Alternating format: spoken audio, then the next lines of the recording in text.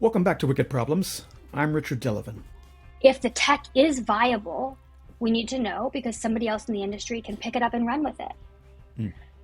If it's not, we also need to know because everybody is trying to figure out what works and what doesn't. That is the nature of such a new market. I saw in some of the coverage there was an Icelandic paper that had a story which ran some quotes from academics, including one at the Sorbonne, saying like, "Well, this is why we shouldn't let startups involved in this kind of thing."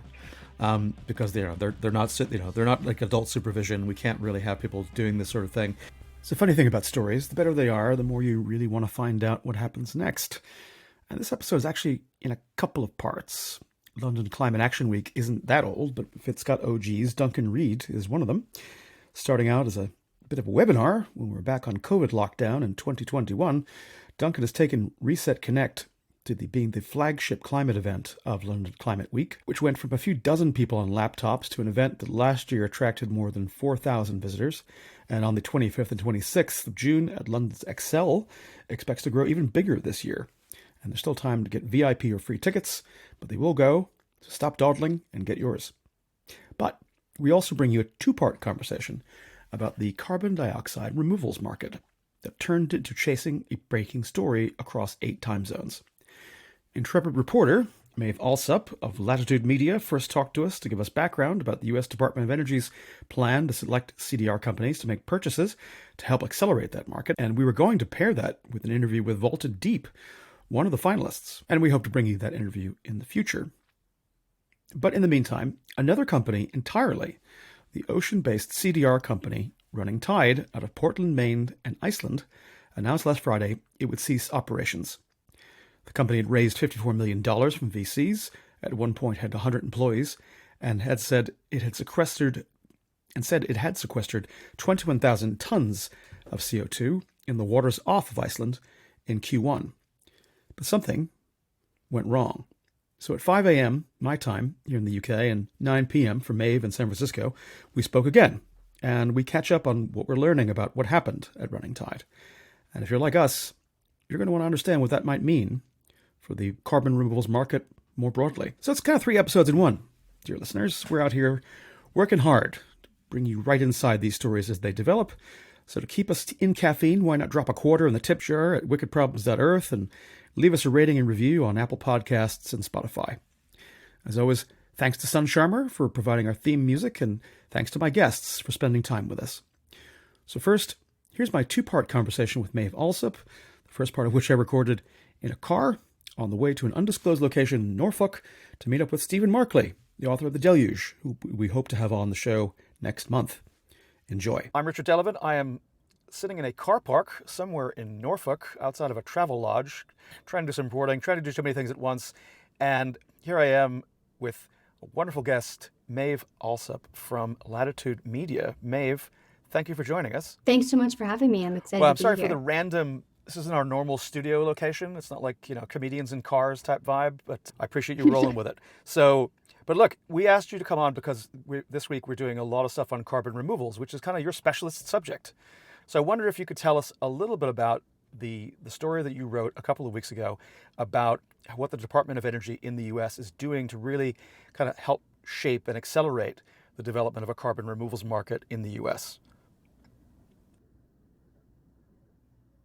Yeah, absolutely. So the story that you're referencing that I wrote a couple of weeks ago is sort of a deep dive into the U.S. Department of Energy's pilot program procuring carbon removal. And it's a pilot program that has been in the works for a little while. And essentially the news that came out a couple of weeks ago was the first round of companies, the companies that made it past the initial application process to be considered for the final procurement. And I wanted to dig into that because government procurement is not a new concept, but the way that this particular pilot is structured is a little bit unique, a little bit confusing. And I really just wanted to get a sense of where the department thought that this was going. And so just to recap on the news, so as you say, they've kind of advanced the process. They've kind of narrowed down the companies that they might be working with to select to actually do this purchase.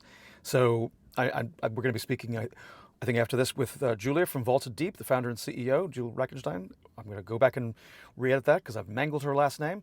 But yeah, so it's a sector listeners will know that we are perhaps not as obsessed as you are with it, but we like to cover it. We think it's something that's hugely important. It's one of the reasons we started this project in the first place, was to get our heads around where this was potentially going. So, excuse me. So tell me, Maeve, in terms of your reporting, some of the choices the DOE is making about how they're structuring the market this way. What's different about what they're doing, that maybe you found surprising and you wanted to learn more about because you interviewed a DOE official? Yeah, absolutely. So the first thing to know about the way the US is approaching government procurement of carbon removal, because there are several different models that a government could take, the US is going with a fairly standard procurement model. And I talked to Noah Deach at DOE, who basically said there is no perfect like for like comparison to procuring something like carbon removal, but the closest comparison in the eyes of DOE is renewables, wind and solar, for example. And so he said they're going with a fairly straightforward procurement model. At the end of the day, DOE is paying for tons of carbon removed from the atmosphere. That being said, because of where the funding for this pilot program is coming from, it's structured in the form of a prize or a competition, which is why we have, a handful of companies who made it through this first stage. So the structure of this pilot is kind of a quirk of the Inflation Reduction Act, which set aside funding for the government to both set up a pilot program for carbon removal and also to do kind of more traditional supply side work, right? Helping fund innovation, get pilots up and running. And so that's why it's structured kind of like a competition. And you can think of these different stages as DOE making down payments, is the way Noah Deach explained it to me. DOE is making down payments to these companies for the ultimate kind of the final stage of that prize. He did say that in the future, as they expand beyond a procurement pilot, actual procurement programs will probably not be structured as a prize, but that is just a quirk of where the funding is coming from Congress. And I think it's interesting. So again, I'm based here in the UK for now, and how the comparisons around, particularly over here, we've gone through a number of auction rounds over the last few years, which have really helped to accelerate the deployment of offshore wind in particular, where that's been gone from basically a very minor part of the electricity mix or generation to something that now on a lot of days is either the majority or the vast majority of the sourcing, to the point where kind of coal-fired generation is literally going to stop pretty soon, and the kind of the firming and peaking plants that they're still going to have are going to be ones that are certainly a little bit cleaner than coal. But in terms of why they decided to go with the model that they did, again, neither of us is a super expert in figuring out the financial modeling of the contracts for difference that they're going to use, but I gather that it's something close to something what Canada has been doing, and it's just the model that's closest resembling what the US is doing now. Is that right? Yeah, I think so. So again, when I was talking to Deach at DOE, he said there is not a country whose program we can look to copy and paste. Canada is probably the most similar, although in DOE's eyes, Canada is slightly behind the US on their procurement efforts, of course. But basically what Canada has done is they already have a mandate for the government to purchase sustainable aviation fuel, and they added carbon removal into that mandate recently. So that makes it similar in that it's a fairly straightforward purchase program. And as you mentioned, what the UK is doing is quite different. And Deach actually flagged the UK specifically to me as something that is a very different model. The contract for difference model is fairly different than what we've done in the US, but it's essentially guaranteeing some minimum revenue to CDR companies. And my impression is that the contract for difference model primarily has an eye on bringing down the market price of something like direct air capture, which, as we know, is extremely expensive, doesn't seem to be getting a whole lot cheaper. But yeah, that model, I think, is designed to encourage cost reductions. And basically, if the market price drops below that kind of floor that the UK government will set, the government will make up that difference to those companies. No, and that's what's allowed a lot of developers to get in, and I think that essentially was a pretty good deal if you're a developer to come in and build some of this stuff, because you're going to be able to bank on a certain minimum revenue stream guaranteed coming in, which makes it a lot more investable in some ways. But interesting. We'll see how that goes. So, and this is important because, we talked to Robert Hoogland, about kind of the structure of the market. Look, he is one of the founders of CDR.FYI, kind of tracking all the different purchases. And, his data suggests that of all the durable, kind of carbon removal purchases so far in the world, that, 65 to 70% have been done by one company, Microsoft, and only one government, Denmark, so far. But in the future, if there isn't a funding mechanism by which, it's lovely that Microsoft is doing that. They have their own reasons, clearly. But, with it, these are all kind of, to some extent, reputational exercises, as opposed to a compliance market where, you have to do this stuff. And I think it seems to me like that's why it's interesting to see how the procurement model develops, because ultimately, who knows, in 20 years from now, are we going to see a world where, either taxpayers or through some funding mechanism like what Vermont just tried to get through with the Climate Superfund bill and, trying to assess penalties on oil companies, the money's got to come from somewhere. Because as you say, this is super expensive technology for most of the pathways at the moment. So what's your view? I don't know if Deech give you any kind of hints about, how optimistic they are about the structure of this market and what role the public sector is going to play going forward.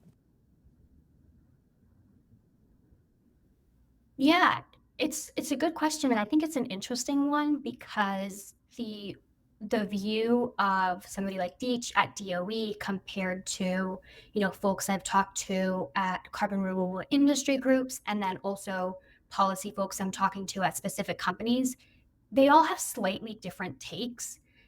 I think broadly, everyone agrees that government public purchases of CDR is great. When I talk to the specific companies, what they have said is, look, this is small, $3 million or 3.2, whatever it might be. That is really, really insignificant compared to the purchases, the agreements that they're making with the Microsofts of the world, the Googles of the world, right?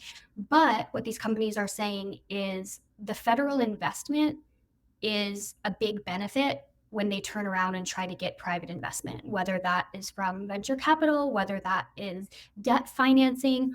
All of that money that they're looking to get on a much larger scale, the government funding, the government support smooths the way, eases the path for them on that, right?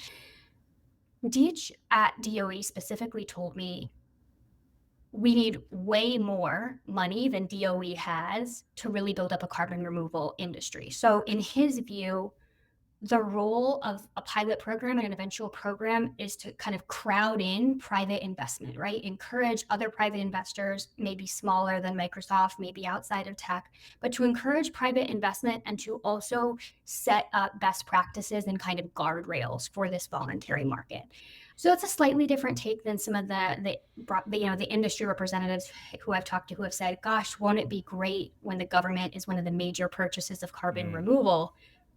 It doesn't sound to me like DOE thinks they're going to become one of the major purchases of carbon removal anytime soon, but they do see their role as kind of pushing more private investment in and building up best practices. So everyone seems to have a slightly different take on why exactly this program was beneficial for the industry writ large. Well, I think that's really interesting signaling. I suppose time will tell.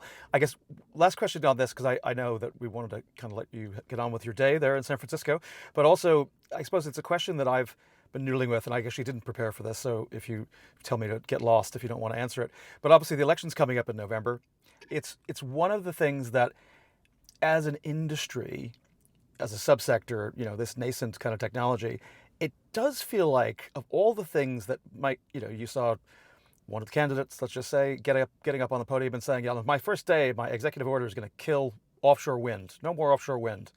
Whereas carbon removal feels like it's in a very different kind of place where lots of people can be friends about that. So I just wondered if you had any views about any optimistic or pessimistic takes that you've heard from sources about whether they think that they might be the special exception child that survives any cull that happens if the election goes a certain way in November. Yeah, it's a good question. It's definitely a conversation that is playing out right now as far as what changes could happen, which changes are likely to happen, funding rollbacks, pilot rollbacks. I would say my take on this, and having just come from a conversation with a couple of industry folks, is that one of the bigger challenges that CDR is facing right now in the US specifically is really garnering investment, not monetary investment, but I guess garnering buy-in and support from the local communities where we're trying to build out all of these first of a kind projects, right? So not to say that there's not going to be some changes at a federal level. I don't know. But I know that the industry domestically is really trying to navigate local politics, right? Local stakeholders, environmental justice stakeholders, labor stakeholders who have concerns about an unproven technology, an expensive, unproven technology being built out in their local community. They're concerned about pipelines. They're concerned about, the government spending billions of dollars on these pilots when the local communities maybe have other things they would like the government to be funding in their areas. So I would speculate that the industry's big focus now and in November and onward is really going to be at that local level, particularly because a lot of funding is coming from the private sector at the moment. Well, look, I think you've been very generous with your time, Maeve. We really appreciate it. I hope you'll come back. You could keep us informed on your beat and how the story develops. But for the moment, Maeve Allsup from Latitude Media, thank you so much for coming on Wicked Problems. Thanks so much for having me, and I'm looking forward to chatting again. And where can people keep on touch with for your, where can people best follow your work, and any social coordinates where it would be good for them to check in with you? Yeah, absolutely. You can find all of our coverage of CDR and the energy transition more broadly at latitudemedia.com. And you can also find us on LinkedIn. We've got a weekly news roundup in the form of a newsletter that goes out on LinkedIn. And of course, subscribe to our newsletter to get our coverage in your inbox. Outstanding. Well, if anybody in the audience hasn't done that yet, you are really missing out, because Latitude and Maeve's coverage in particular is where I learn a lot. And so I know you will too. So thanks very much. And now the second part of my conversation with Maeve, not in a car, about running tide. Maeve Allsup, with Latitude Media, we got to stop meeting like this. At least I'm not in a car. I'm not in a car this time. How are you? I'm well. How are you? I know it's very early for you. Look, I really appreciate your time, and because I know you keep East Coast hours, so for you this is super late. So we're catching up because there's been some news since we last spoke, and that Running Tide, one of the earlier kind of ocean-based CDR companies, announced on Friday that they were going to cease operations. And because we'd spoken last week about the DOE's program, I thought, gosh, it would be silly to put something out and not kind of catch up about this if we could. But you've had a busy day, so tell us, what have you learned? Yeah, well, I think it's an important and related conversation to government procurement, in that a lot of the buzz right now is about the impact that the voluntary carbon removal market had on Running Tide's ultimate failure. Should I give you a little bit of background? Would that be helpful on Running Tide? Yep, jump right in. So Running Tide, as you noted, has been around for a while, right? This is a company that has had quite a bit of buzz, positive and negative, for several years. And I think one key thing going into this conversation to know is that, like a lot of startups, Running Tide has shifted their model, their approach to marine CDR a couple of times. So their big picture pitch was that they were moving carbon from the fast carbon cycle to the slow carbon cycle. And initially, they were going to do that by growing a bunch of kelp, putting it in these biodegradable buoys, and sinking them into the ocean. And that has morphed over the last couple of years. And I think what they had pitched to work on in Iceland was sort of a three-pronged version of that approach, where they were going to, one, sequester carbon via kelp, They were also going to store fixed carbon because the buoys that the kelp would be on would be made from wood that they brought over from Canada. And they were also going to increase the alkalinity of the ocean by covering these buoys in limestone. So this kind of three-part solution. And they did end up deploying, I think they said 19,000 tons of those buoys last summer, but notably those buoys didn't have the kelp spores on them, so it was just sinking biomass, and that is the 21,000 tons of removal that they're accounting for and that they announced in March for their sale to, I think, Microsoft and Shopify and a couple of others. So there has been this evolution of how they're approaching removal. I think that's an important starting point to understand what happened. Right. And again, they have attracted, like you said, attention, both positive and perhaps some questions. I know that another publication published something a couple of years ago about a number of scientists who kind of parted ways with the company in terms of perhaps differences over some of these pivots in terms of the methodology. So what have you learned about how things came to a head over the last couple of weeks? You're obviously been working the phones all day, so if our listeners can benefit from your hard work. What have you found out? Yeah, well, let me preface this by saying that I have not managed to get on the phone with anybody inside Running Tide, perhaps unsurprisingly. But basically, there are probably several elements at play here that ultimately led Running Tide to failure. And most people that I talked to today, academics and analysts, have said it is really hard to know without being inside the company what was the exact balance of all of those factors, right? Are there problems with the voluntary market? Yes, there are a lot of problems. It is a big challenge for CVR generally. Somebody described it to me as kind of a gauntlet that the industry has to go through. This market that has faced so many problems and in many ways is shrinking in order to get to commercialization. And this touches back a little bit on the conversation we had about government procurement. So there are problems with the market. That being said, as you noted, there has been a lot of skepticism about the company and also about the approach for a long time, and I heard a lot of those skepticisms echoed today. The phrase "out over their skis," they got a little bit ahead of themselves, came up several times, and I think there is this narrative happening about whether the specific approach that they took should still be in research mode and verification mode rather than selling, rather than it at commercial scale. So that was definitely something that came up.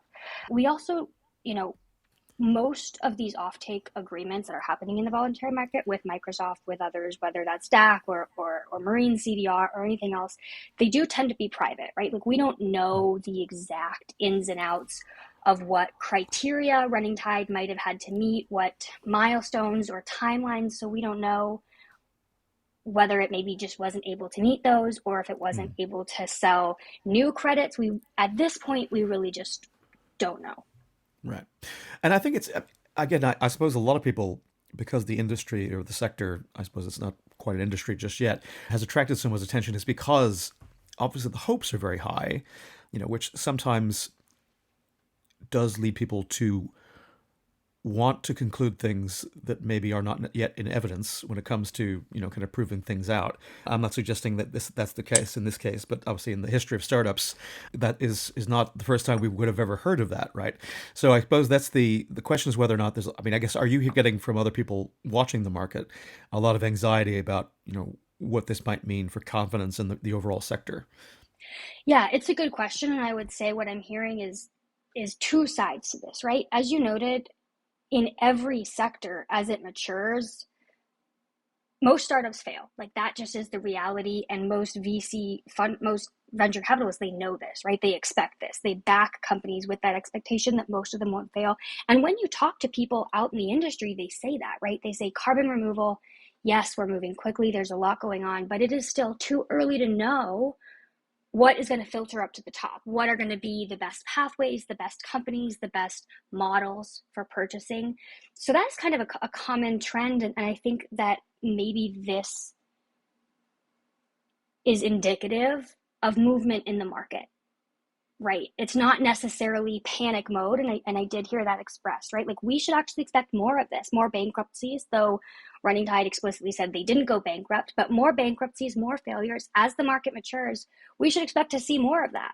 And in some ways, it's just the natural progression. Now, the other side of that, and I did talk to some folks in the federal government, which is doing a lot of funding of research projects for measurement and verification of marine CDR, and there was a lot of concern there that it could be kind of bad PR for marine CDR in general, but also hope that it'll push people towards the research that is happening at universities around the country and around the world, of course.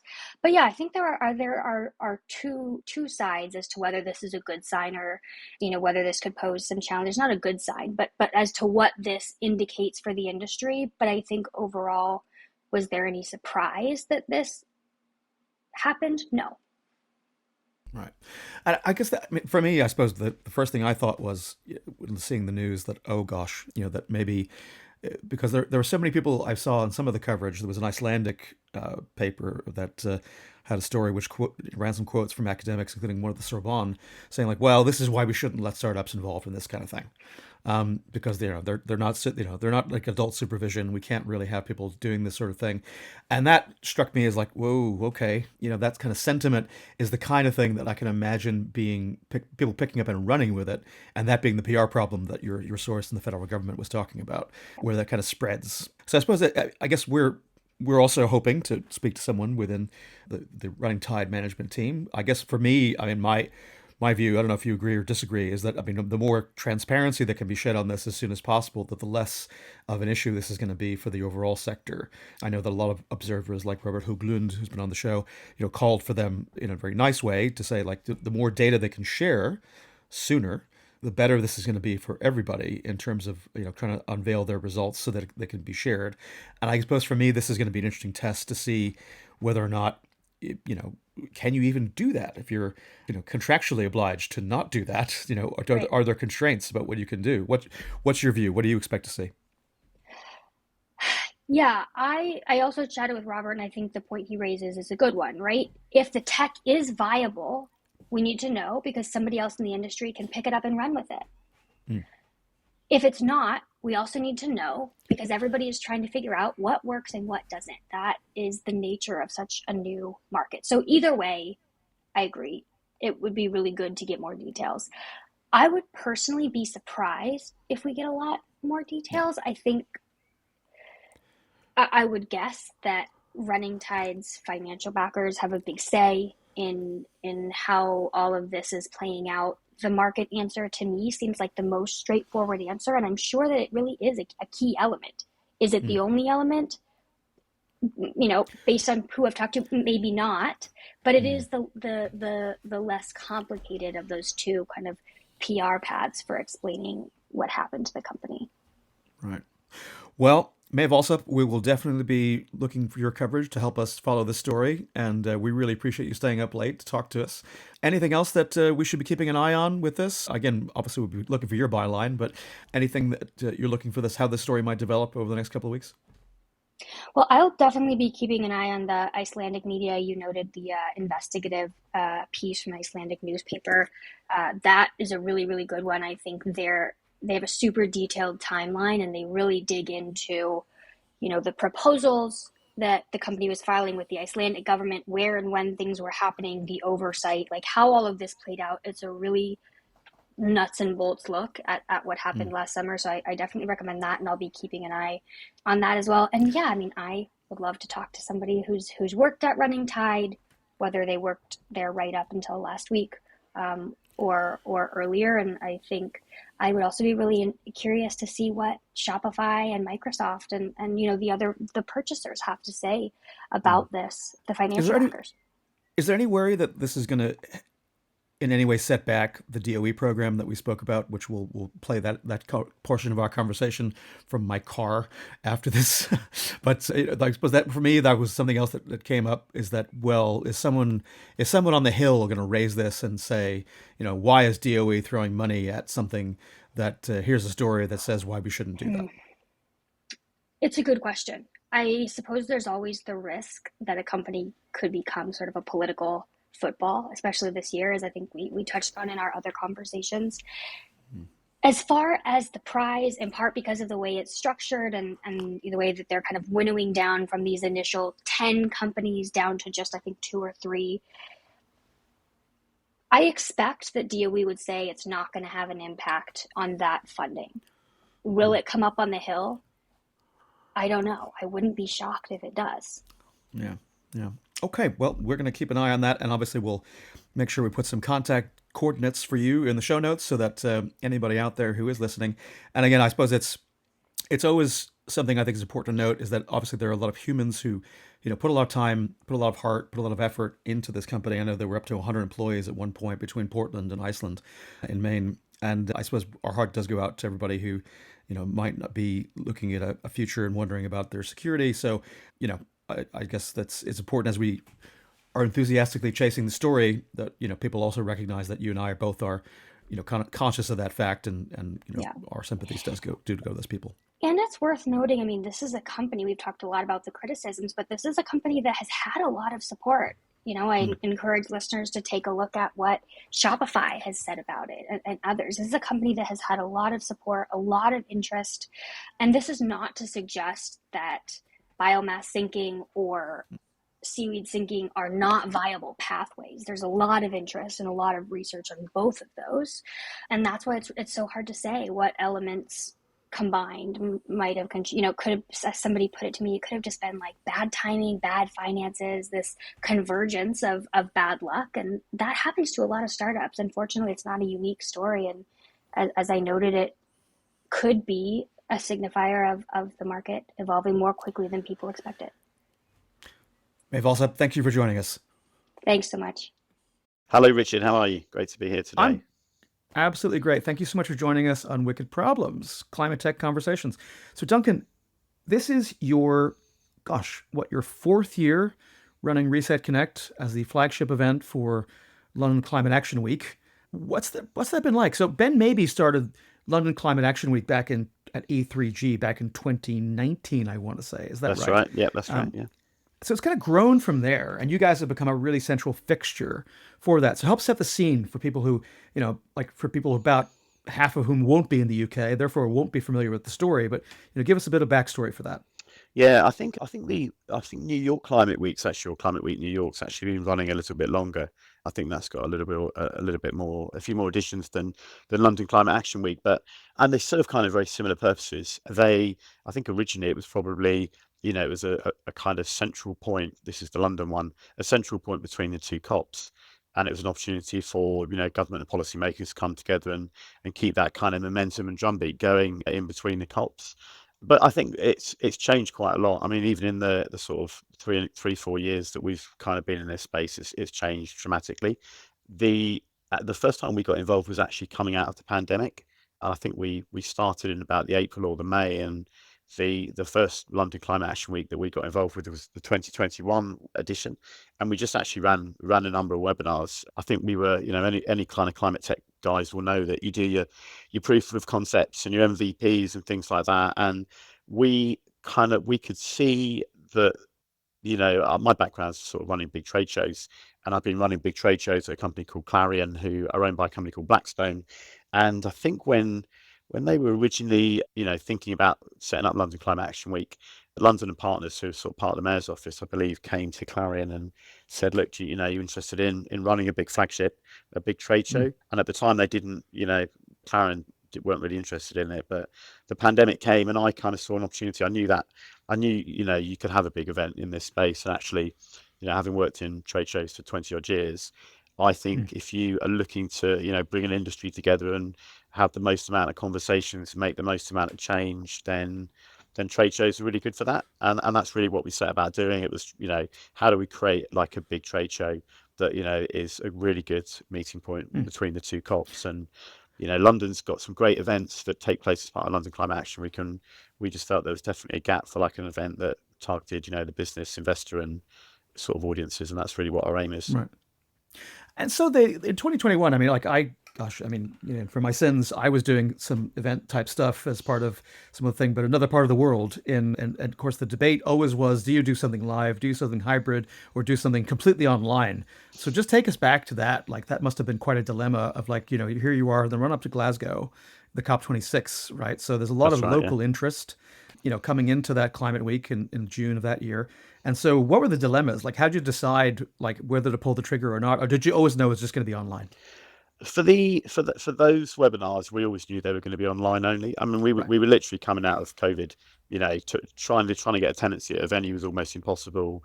There was no Hmm. guarantee you were going to get it. It was almost, I don't know, maybe it would have been harder if we'd gone straight to in person, but because we were, I mean, I think we had about just over 1,000 people come to the webinars that year. I think Right. we did like half a dozen webinars over the week. So, in the space of about 2 months to go from a standing start to Hmm. getting that many people attending some webinars was pretty good. It certainly showed there was interest. I think 5 of the 6 sessions that we ran were, really, really well attended. And one of them wasn't.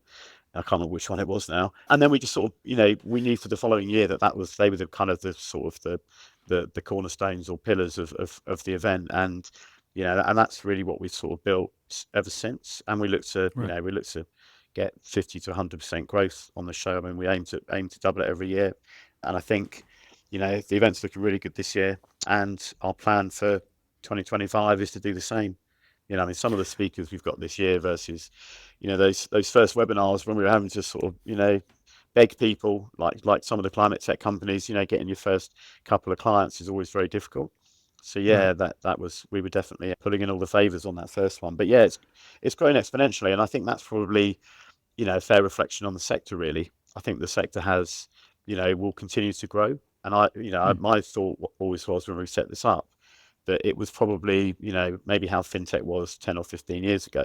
10 or 15 years ago, everyone was using checkbooks. No one was using apps on iPhones. I'm not even sure iPhones existed.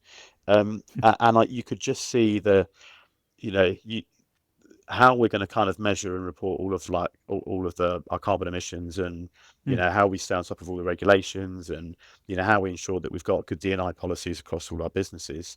Tech underpins everything that we do, and whether you're measuring methane emissions or whether you're trying to work out the kind of broken food system and how to repair it. Technology kind of is going to sit at the heart of all those challenges that we as a species have got. So in addition to the scale, I mean, last year I think looking your kind of brochure kind of material you put out, you're saying you had 4,200 visitors Yeah. across the 2 days, 345 speakers. So like, what's the growth going to be like? What's going to be like this year? Yeah, and our aim for the event this year is to get about 7,000 attendees. That's kind of Right. where we want to be. Speakers are up to about 400. It is just over 200 again, 250, something like that. We're hoping for. There's still, I mean, we're about a week out. There's still people phoning us up now, wanting to book stuff. Which, again, we sort of do. We get ready for this the whole year, but lots of people will just. I mean, half our registrations come in, the last week or two as well. Right. So there's a phenomenal amount of people who. I mean, it's like anything.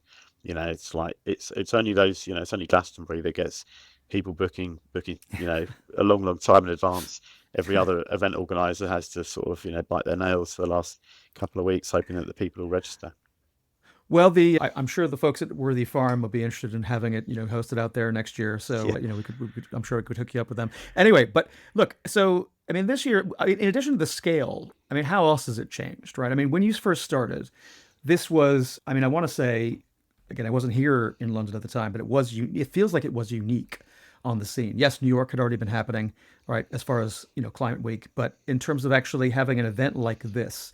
Whereas now, fast forward a couple of years, and you've got the Net Zero Festival that Business Green puts on, you've got Innovation Zero, you've got these other events on the calendar. I was joking with a reporter from Semaphore who's been on the show, Prashant Rao, who's basically said, like these, it used to be like you had to go like there were twice a year, and now you could basically go literally from one place to another in London on a given day and go to a ClimateTech event. Yeah, absolutely. So And how do you stand out?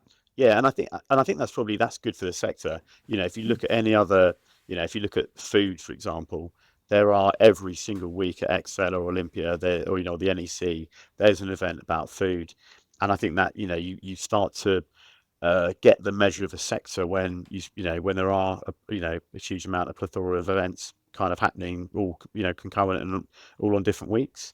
And I think I think the way you stand out is you really just need to try and understand your audience and try and understand what their needs are.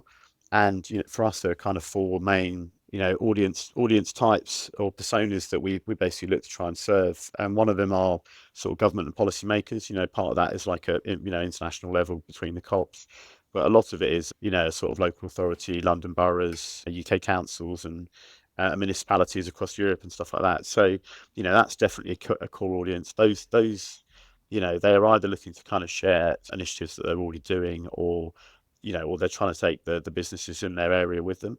And that's really the second audience is, that are sort of international corporates, whether they're like sort of big FTSE or NASDAQ companies all the way down to sort of mid-cap and SMEs. And I think those guys really have got, a lot of the policy I think is kind of there, and governments have signed up to it, sort of with Paris commitments and so on. And so what we really try and do is, that business community at the event, we're trying to help them learn from each other, that those that are, working with science-based targets, try and get them on the stage, talk through their transition plans, the challenges they're having, what's working, what's not working. And as part of that process, you hope that, some of the guys who haven't maybe got on the journey yet will come and listen and talk about what it's doing. The other bit that's quite interesting, though, that what our event has always tried to do is it's all about cross-sector transformation. So if there's a particular technology or solution or a challenge that's been overcome in one sector, whether that's automotive or retail or whatever it is, you try and get the other people in other industry sectors to kind of learn from that.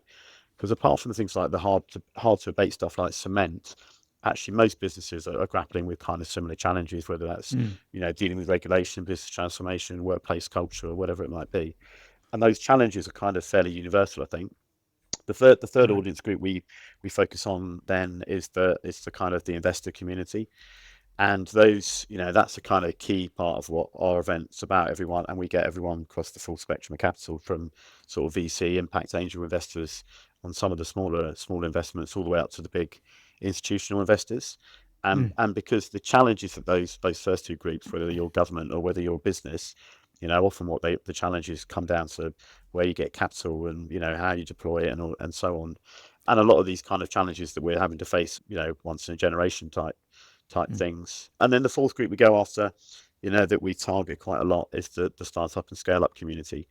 And realistically, they're the guys who, more often than not, have got the solutions that the first three groups are interested in, whether they've got a solution to be deployed in a city, or whether they've got something that a Google or a Microsoft or an IKEA might want, or whether it's an investable proposition that the investor community is interested in. So I think there's that's what our show does. It's a full ecosystem, and it really looks to bring together all those different audiences and get them all learning from each other. Pretty good. And so this year, I mean, are there kind of, is it thematically, are there things that are different? Obviously, the agenda has changed a lot in the last year. Risk has come up a lot up the agenda, and I noticed there's a lot of speakers who are speaking to that on the conference program this year, because you've had legislation, you have the SEC kind of rules changing in America, you've had the European rules changing about requirement for disclosure of climate risk, and you've also had this agenda about adaptation resilience becoming used to be something we couldn't really talk about. It was just not discussed in public, and now it's something that every company is starting to look at, like, what is their kind of adaptation and resilience plan, both for physical risk and transition risk. And I'd say a year ago at the event, certainly 2 years ago at the event, a lot of these conversations were conceptual, and now they're actually, it's a thing. From the 1st of January, the top 11,000 businesses are having to start, as part of CSRD, start declaring what their emissions are. If you're a UK based business that trades on the stock market here, from the 31st of May, anti-greenwashing legislation came in, and from July you need to start. If you're using the word sustainable or sustainably, you've got to be able to back those claims up. I think that EU's got a whole lot of deforestation rules that have now started to come in as well. So I'd say over the last 2 years, it's gone from being, and I think, which is I think it's a needed thing. I think what we always needed in this space was carrot and stick. And actually that's, we've got some of these now. I think, staying on top of all the different acronyms can be quite a challenge. And what our show hopes to do is to break down some of these different challenges. So I definitely say regulation is a key piece.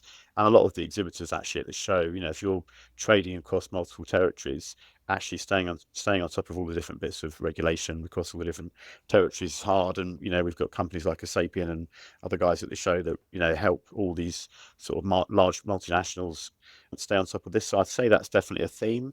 I'd say probably the investor landscape has kind of certainly at the sort of smaller, maybe Series A, Series B, C level, the market's softened a little bit. So I think we've actively gone out there to try and find some of the investors that are still making investment decisions in this space, and and look to bring them to the event. We've got a new tournament this year called Pitch and Invest, which is a sort of a bit like Dragon's Den or Shark Tank. Obviously, I can't say Dragon's Den or Shark Tank, but yeah, it's a bit like that. And the winner goes off to compete in San Francisco at the Startup World Cup for $1 million nice. prize. Yeah, Oh, so wow. again, that's quite new. And if you are if you're looking at getting into this space, I think you start to look at programs like that, and other, lots of events, but you start to look at some of these programs that some of the events are putting in, and that, for me, is certainly one of the ones that makes us, stand out over others that I've seen.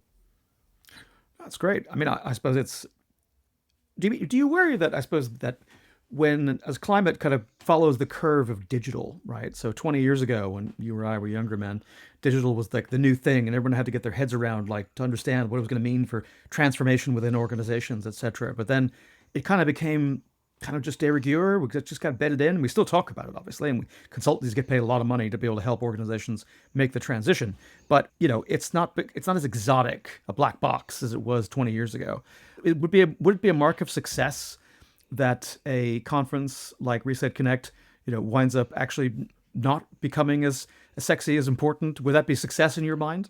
Yeah, I think because we want sustainability and net zero to become business as usual, don't we? That would be the holy grail. And I think I think digital has become, it's everything in our life now is got a digital footprint on it, hasn't it? But there are still really successful Martech events out there which Hmm. are, launching all the time. There's AI events that have come on board in the on the scene in the last 2 years that weren't there. So I think the digital landscape is always evolving. And yeah, I mean, in 10 years time or 15 years time, I want Reset to be a kind of very much part of business as usual, that companies have actually looked at how they manage and deal with their workforce, and they've looked at their kind of impacts on the environment. And our keynote this year is a guy called John Elkington, who came up with the triple bottom line theory in 1994. So Right. you could, I mean, that's obviously, we were definitely younger then. So I'm not sure anything. These are all evolutions, aren't they? And you to kind of get people thinking about sort of life and business in a new way often can take decades. I'm not sure we've got decades there if the planet keeps heating up at the rate it does. So Oh, indeed. And anything else that's going to be new and exciting that people should be looking out for, and definitely make time to come to the XL this year?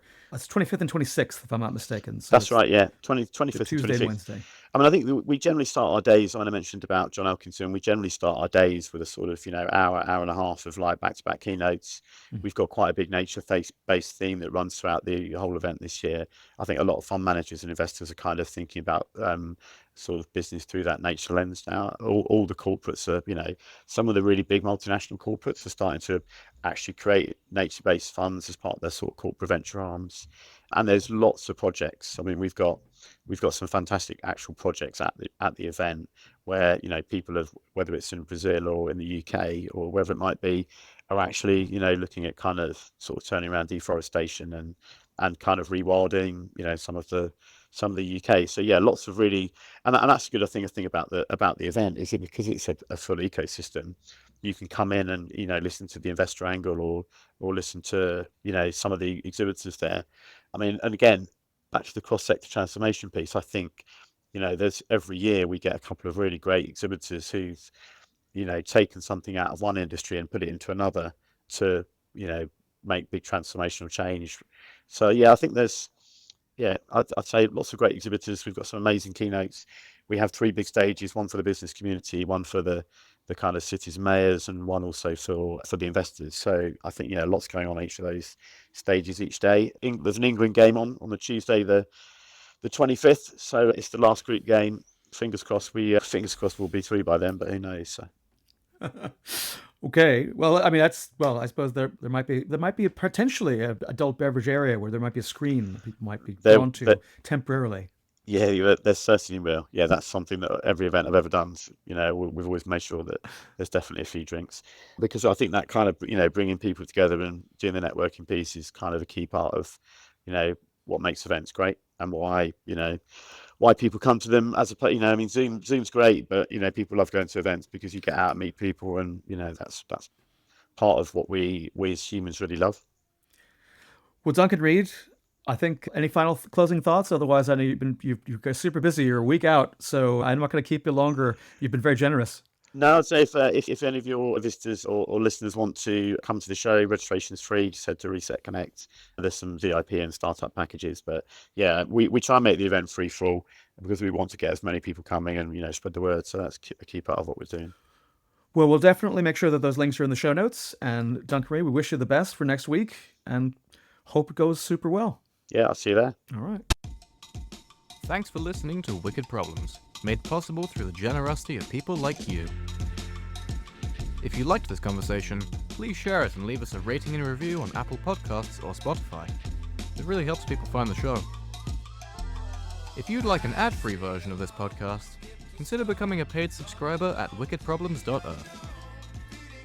You'll also get our newsletter, all our show notes, member-only goodies, and you'll be supporting media that wants to tell the stories at the frontier of climate tech.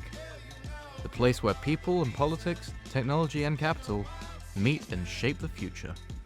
And whether it's one you'd want to live in. Wicked Problems is written and edited by Richard Delevan. Production assistance was provided by me, Theodore Delevan. Wicked Problems, Climate Tech Conversations, is a production of Wicked Problems Limited. Thanks again for listening.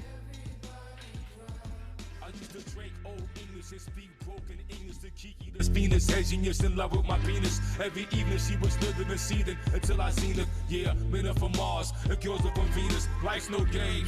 I used to drink until my brain blank. Insane for Kane, talking faster than a man think. I spent millions on friends who didn't love me. The image in my mirror of life appeared ugly. Self-injuries froze me cold like a winter breeze. Fear as a winter tree. Yeah, I wasted centuries.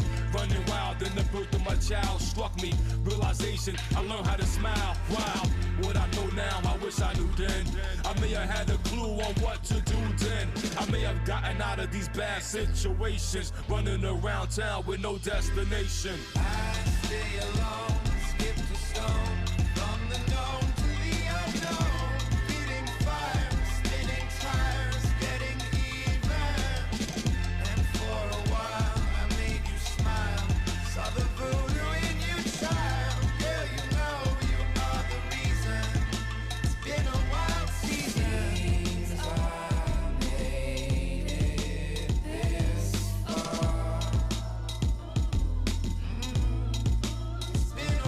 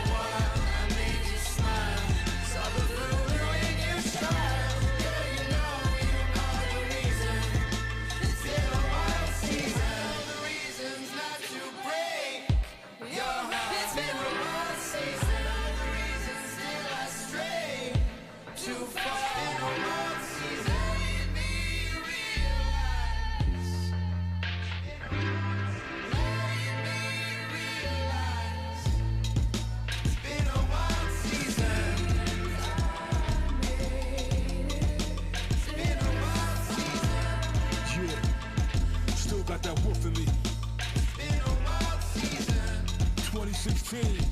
The hunting never stops. And we still on the prowl. Everybody drop.